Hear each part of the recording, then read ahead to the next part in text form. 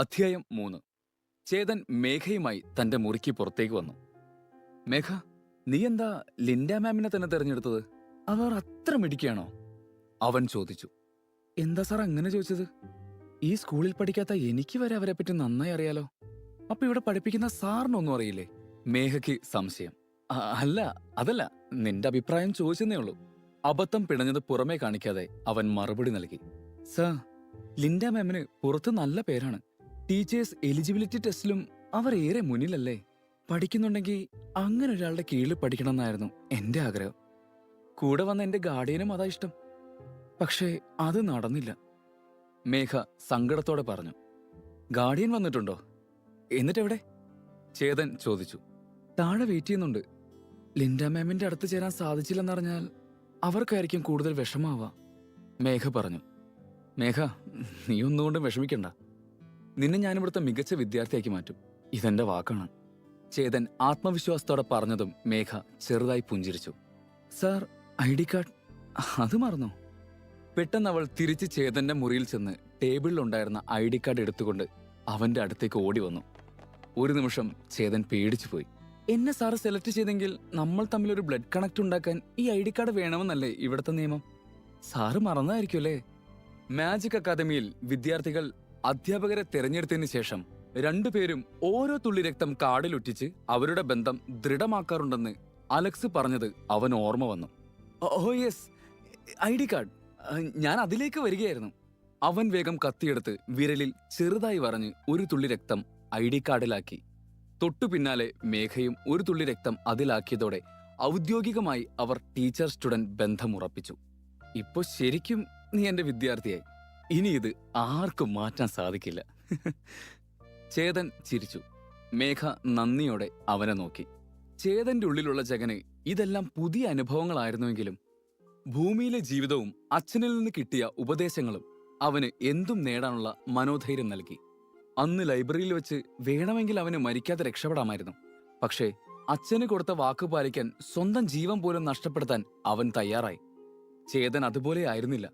ഒരു നല്ല അധ്യാപകനായാണ് അവൻ ജീവിതം തുടങ്ങിയെങ്കിലും തന്റെ കയ്യിൽ നിന്നുണ്ടായ ഒരു പിഴവിൽ ദുഃഖിച്ച് മദ്യത്തിനടിമയായി ഒരുപാട് അപമാനങ്ങൾ നേരിട്ട അവന് ഒടുവിൽ അകാല മൃത്യു സംഭവിക്കുകയും ചെയ്തു. ജീവിതത്തിൽ എന്തും തന്റെ ഇച്ഛാശക്തി കൊണ്ട് നേരിടാമെന്ന വിശ്വാസമുള്ള ജഗൻ ചേതന്റെ ശരീരത്തിലിരുന്ന് തന്റെ ഭൂതകാലം ഓർത്ത് അക്കാദമിയിലൂടെ നടന്നു.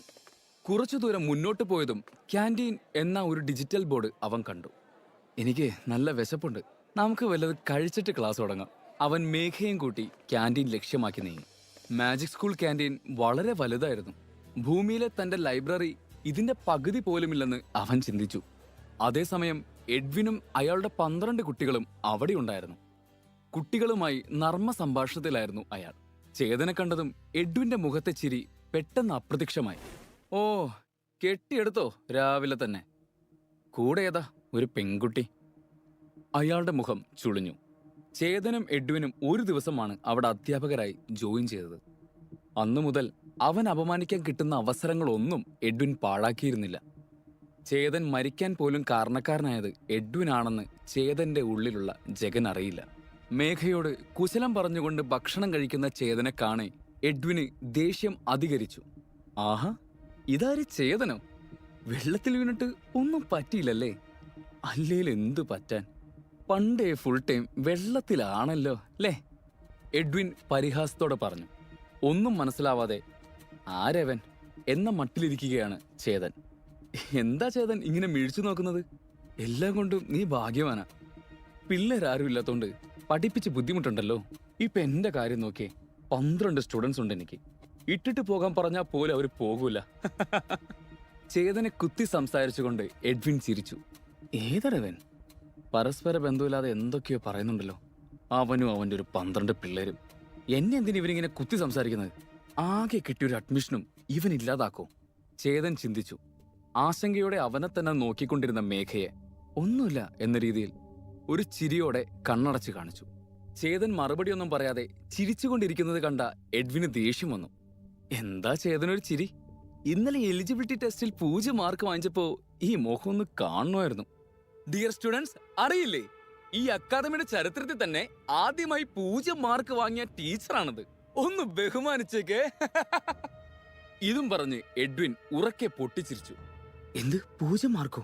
ഓ, ആ സാർ ഇയാളാണോ? ഭാഗ്യം നമ്മൾ ആരും പോയി ചേർന്നില്ലല്ലോ അയാളുടെ കീഴിൽ. ഒരു പറ്റം പുതിയ വിദ്യാർത്ഥികൾ പരസ്പരം പറഞ്ഞു. എലിജിബിലിറ്റി ടെസ്റ്റിൽ പഴയ ചേതന് 0 മാർക്കായതിന് ഞാൻ എന്ത് ചെയ്യാനാണ്?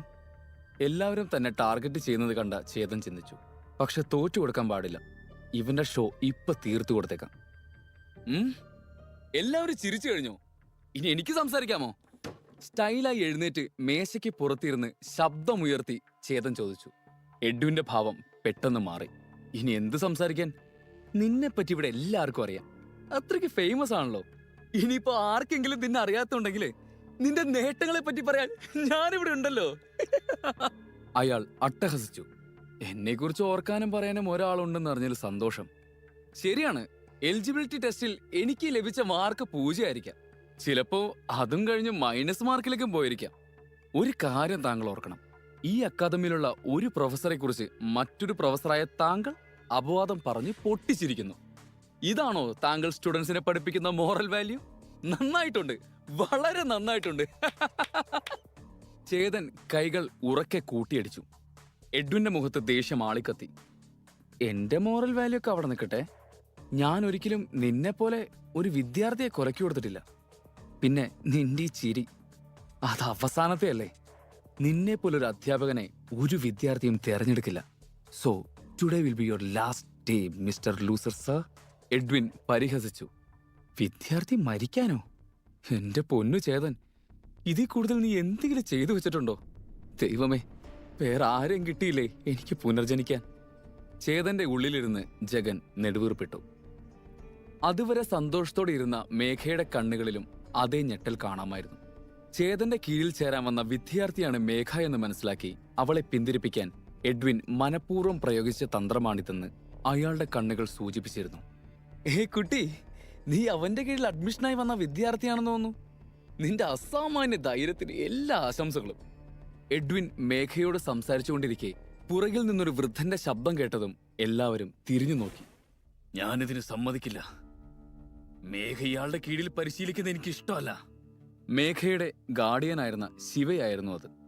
സാർ, നിങ്ങൾ സംസാരിച്ചെല്ലാം ഞാൻ കേട്ടു. അവൾ ഒരുപാട് ആഗ്രഹിച്ചാണ് ഈ സ്കൂളിൽ വന്നിരിക്കുന്നത്. അവളുടെ ജീവിതം നശിക്കാൻ പാടില്ല.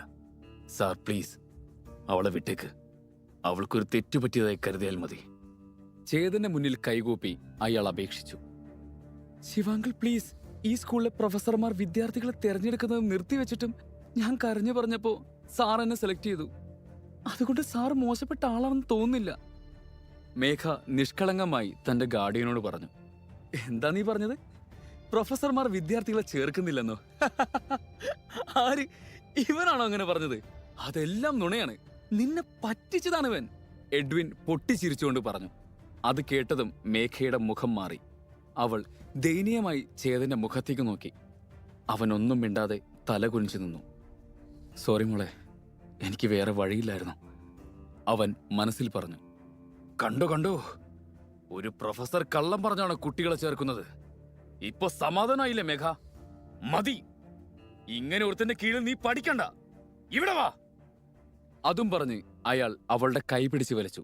ചേതൻ തടയാൻ ശ്രമിച്ചതും, സാർ, അവൾ ചെറിയ കുട്ടിയാണ്. വലിയ ആഗ്രഹങ്ങൾ സാധിക്കാൻ വന്നതാണ്, അല്ലാതെ ചതിക്കപ്പെടാനല്ല. നിങ്ങളിൽ നിന്ന് അവൾക്കൊന്നും പഠിക്കാനില്ല. അവളെ വിട്ടേക്ക്. അവനെ നോക്കി ആ വൃദ്ധൻ പറഞ്ഞു. നിങ്ങൾ എന്തൊക്കെ ഈ പറയുന്നേ? ആരോ പറയുന്നത് കേട്ട് തെറ്റായ തീരുമാനം എടുക്കരുത്. മേഘ വന്ന് അപേക്ഷിച്ചുകൊണ്ടാണ് ഞാൻ അവളെ എന്റെ കീഴിൽ ചേർത്തത്. ഇപ്പൊ വന്ന് വിട്ടേക്ക് എന്നൊക്കെ പറഞ്ഞ എങ്ങനെയാ? ചേതൻ തർക്കിച്ചു. ഇല്ല സാർ, നിങ്ങളെക്കുറിച്ച് അറിഞ്ഞു വെച്ചിട്ടും എങ്ങനെയാ ഞാൻ അവളെ വിടേണ്ടത്? നടക്കില്ല, ആ വൃദ്ധൻ തറപ്പിച്ചു പറഞ്ഞു. ഇതിനു മുമ്പ് ഇവിടെയുള്ളവർ എന്നെ എങ്ങനെയാണ് കണ്ടിരുന്നെന്ന് എനിക്കറിയില്ല. പക്ഷേ ഇനി മുതൽ അവർ മറ്റൊരു ചേതനയായിരിക്കും കാണാൻ പോകുന്നത്. അതിനെനിക്കൊരു അവസരം വേണം. ഇതാണ് എന്റെ ലാസ്റ്റ് ചാൻസ്. മേഘ ഞാൻ എന്റെ മകളെപ്പോലെ നോക്കിക്കോളാം. ഇവിടെയുള്ള ഏത് വിദ്യാർത്ഥികളെക്കാളും മികച്ചതാക്കി ഞാൻ അവളെ മാറ്റിയെടുക്കും. ഇതെന്റെ വാക്കാ. പ്ലീസ് എന്നെ വിശ്വസിക്കേ. താഴ്മയോടെ ചേതൻ പറഞ്ഞു. സാർ, നിങ്ങൾ പറഞ്ഞ ന്യായമാണോ?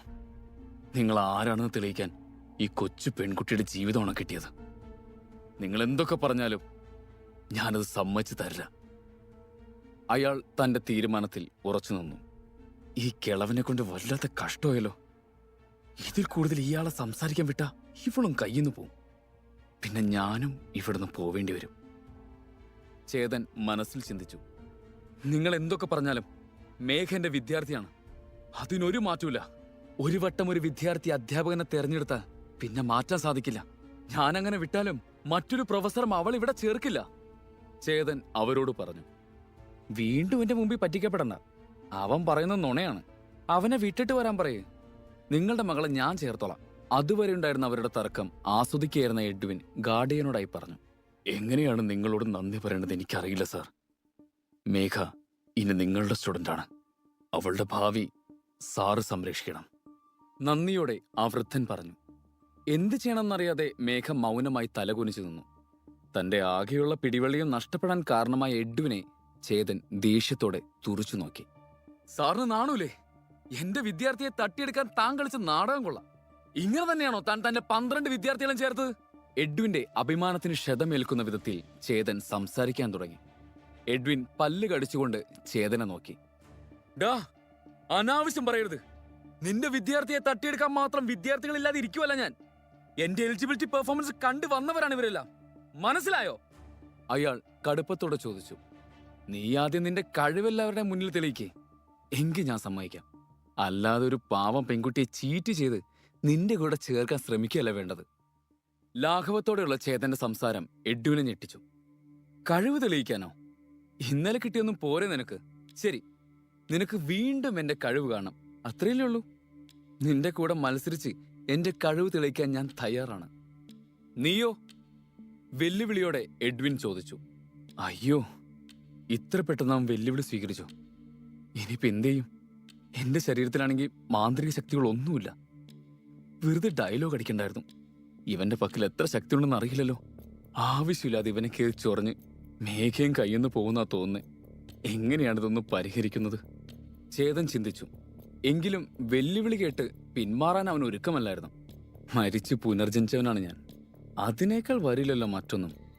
ബാക്കി വരുന്നിടത്ത് വെച്ച് കാണാം എന്ന് മനസ്സിലോർത്ത് ചേതൻ എഡ്വിനുമായി മത്സരത്തിന് സമ്മതമേകി. ചുറ്റും നിന്നവർ ആർപ്പുവിളികളാൽ അവരെ മത്സരവേദിയിലെത്തിച്ചു. ചേതൻ എഡ്വിൻ പോരാട്ടത്തിനായി അങ്കത്തട്ടുയരുകയായി.